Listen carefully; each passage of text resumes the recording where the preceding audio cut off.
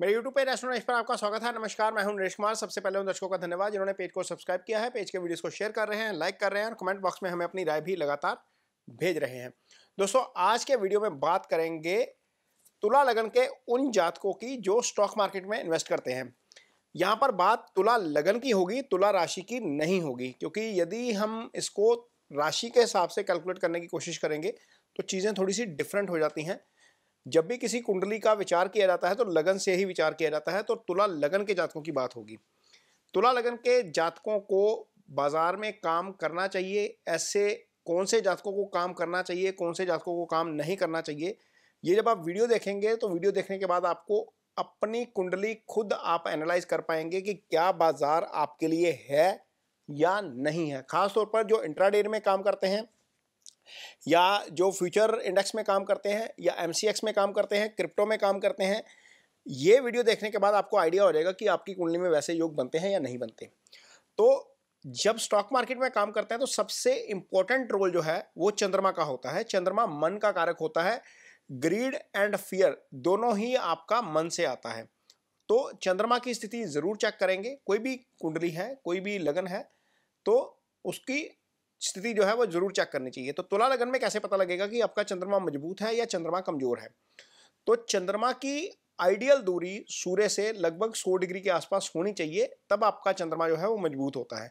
मान लीजिए तुला लगन है, यहाँ पर चंद्रमा आपका तुला राशि में पड़ा हुआ है। ये तुला लगन की पत्रिका है आपके सामने। यदि आपका सूर्य कन्या राशि में है या आपका सूर्य वृश्चिक राशि में है तो आपका चंद्रमा कमजोर है। ये चंद्रमा किसी भी राशि में हो सकता है तुला लगन के जातकों के लिए।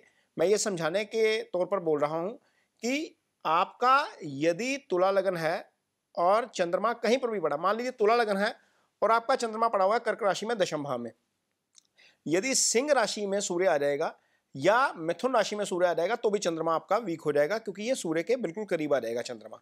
तो ऐसी स्थिति का चंद्रमा वीक होता है। यहां पर ग्रीड एंड फेयर जल्दी आ जाता है।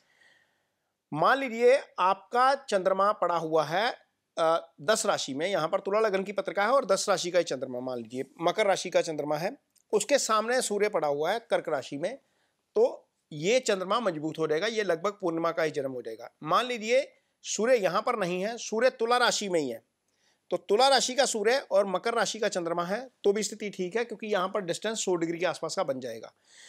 यदि चंद्रमा मकर राशि में है और सूर्य आपका सप्तम में पड़ा हुआ है, मेष राशि में पड़ा हुआ है, तो भी आपका चंद्रमा मजबूत हो जाएगा। तो ऐसी स्थिति में तो आप ट्रेड कर सकते हैं। आपका मन मजबूत है, आप फैसला ले सकते हैं। चीज़ें जो है वो आप सौदे जो है वो आप तरीके से काट लेंगे या प्रॉफिट लेके निकल जाएंगे या लॉस ज़्यादा बुक नहीं करेंगे।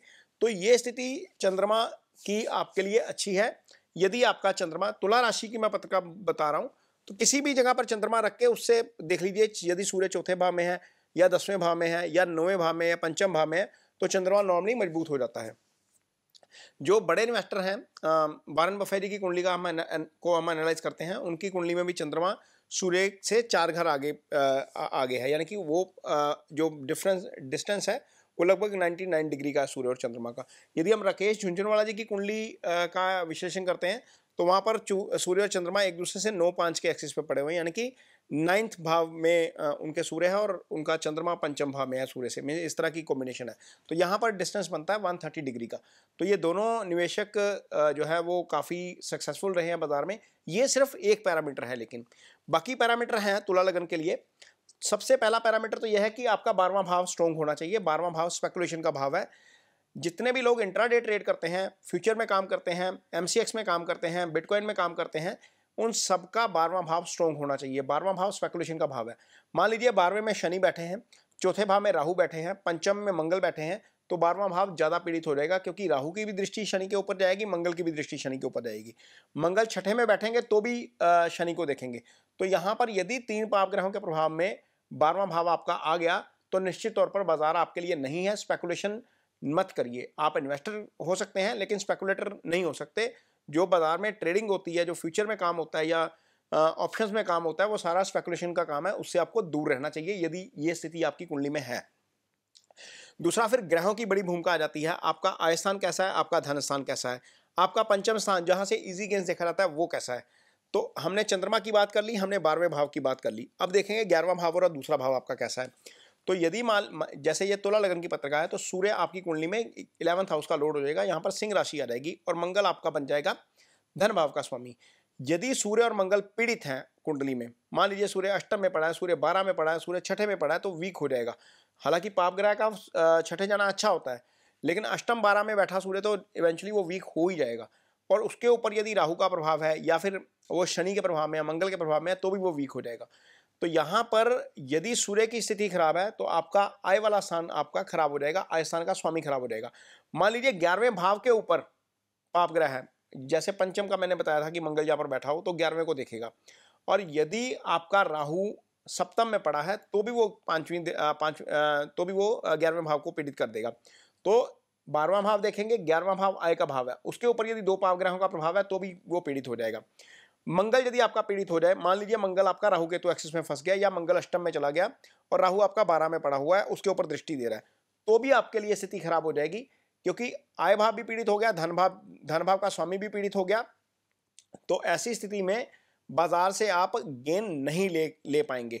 वैसे भी सेबी बोलता है कि 90% जो स्पेकुलेटर हैं बाजार में जो काम करते हैं फ्यूचर ऑप्शन में, वो गवा के पैसा निकलते हैं, क्योंकि बहुत लोगों की कुंडली में चंद्रमा 11वां भाव, धन भाव, 12वां भाव खराब होता है। तो ये आपको समझना पड़ेगा कि यदि यहाँ पर कुंडली में ये स्थिति है, आपका सूर्य खराब है, आपका मंगल खराब है तुला लगन के जातकों के लिए, और आपका चंद्रमा खराब है, और सबसे बढ़कर गुरु, क्योंकि गुरु आय और धन का कारक होता है, पंचम का भी कारक गुरु होता है। यानी कि कुल मिलाकर तुला लगन के जातकों के लिए यदि मंगल खराब है, सूर्य खराब है, गुरु खराब है, 12वां घर खराब है, पंचम भाव खराब है, तो चीजें आपके अनुसार नहीं हो पाएंगी। स्टॉक मार्केट आपके लिए नहीं है, यहाँ पर आपको थोड़ा सा दूर रहना चाहिए। तो ऐसे कौन से जातक हैं जिनको स्टॉक मार्केट से फायदा हो सकता है? अब ये कुंडली देखिए सामने, मान लीजिए तुला लगन की पत्रिका है आपकी और राशि का स्वामी यानी कि लगन का स्वामी शुक्र 4th हाउस में आ गया और गुरु आपके दशम में आ गए, ये दोनों एक दूसरे को देखेंगे। अब गुरु जब दशम में बैठेंगे तो 5वीं दृष्टि से आपके धन भाव को भी देखेंगे। और यदि मान लीजिए यहां पर मंगल भी गुरु के साथ आ जाए तो मंगल एक तो अपने भाव से 9th आ जाएंगे, धन भाव का स्वामी गुरु के साथ आ गया, उसके कारक के साथ आ गया, वीनस के प्रभाव में आ गया, तो ये एक आइडियल पोजीशन हो जाएगी कि आपको बाजार से फायदा हो सकता है।